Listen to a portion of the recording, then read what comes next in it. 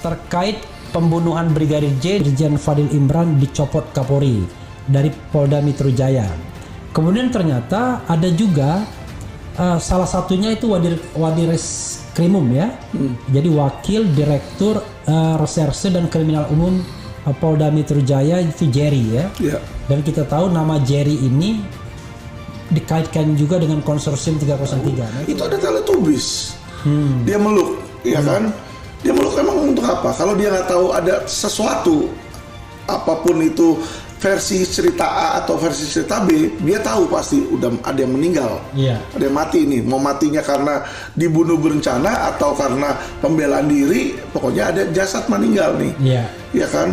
Yang artinya setelah itu dia langsung monitor, pantau kan begitu? Kalau dia homo, berdua peluk-pelukan, kita tahu berarti reasonnya karena mau intimasi seksual misalnya. Ini kan mereka bukan homo nih, si Fadil Imran kita anggap bukan homo lah, ya kan?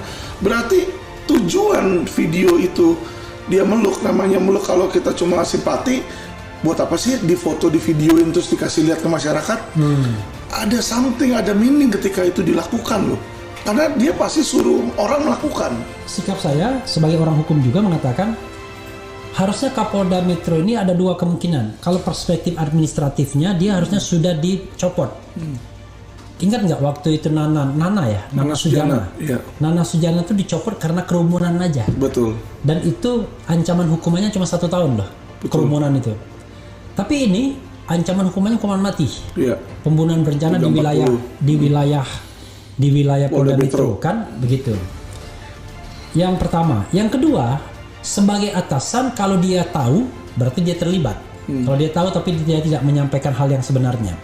Tapi kalau dia tahu dan pura-pura tidak tahu, pidana juga, tidak menyampaikan informasi tentang terjadinya tindak pidana. Tapi kalau dia tidak tahu, kemana? Subscribe media-media Islam daripada kita subscribe media-media maksiat.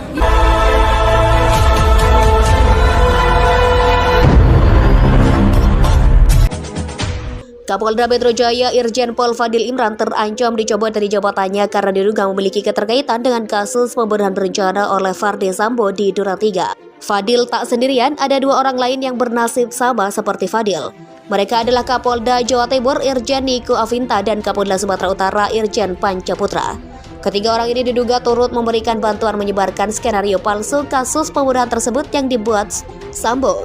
Kadif Humas Polri Irjen Pol Dadi Prasetyo mengatakan tim Sus Polri sudah menerima informasi dugaan keterlibatan 3 Kapolda tersebut dan akan mendalaminya. Ya, dari tim Sus sudah mendapat informasi tersebut, tentunya juga dari tim Sus nanti akan mendalami apalagi memang ada keterkaitan terkait masalah kasus FS. Kata Dadi Prasetyo di gedung DPR RI Jakarta dikutip dari laman PMJ News Selasa. Dadi belum menjelaskan lebih jauh terkait pendalaman informasi yang diterima tim Sus Polri tersebut. Sejauh ini pihaknya masih fokus menuntaskan berkas 5 tersangka kasus dugaan pembunuhan berencana Brigadir J. Tapi yang jelas untuk tim sidik saat ini fokus terkait menyangkut masalah penuntasan 5 berkas perkara yang sudah di P19 oleh JPO tuturnya. Disinggung soal kemungkinan ketiga Kapolda itu akan diperiksa, Dadi menyerahkan hal tersebut kepada tim Sus. Namun dia menyebut untuk saat ini belum ada rencana untuk memeriksa ketiganya. Nanti progresnya dari tim Sus yang jelas belum, katanya.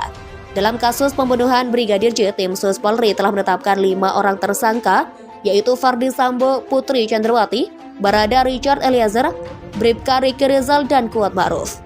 Verdi Sambo batal diperiksa dengan alat pendeteksi kebohongan lie detector, ini alasannya. Mantan Kadif Propam Polri Irjen Verdi Sambo batal diperiksa dengan alat pendeteksi kebohongan atau lie detector terkait kasus pembunuhan Brigadir J pada Rabu hari ini. Sebab, Verdi Sambo ternyata dijadwalkan menjalani pemeriksaan oleh Direktorat Tindak Pidana Cyber Barreskrim Polri. Pemeriksaan terhadap Verdi Sambo oleh DTP Cyber itu terkait kasus obstruction of justice atau menghalangi penyidikan kasus pembunuhan berencana Brigadir J.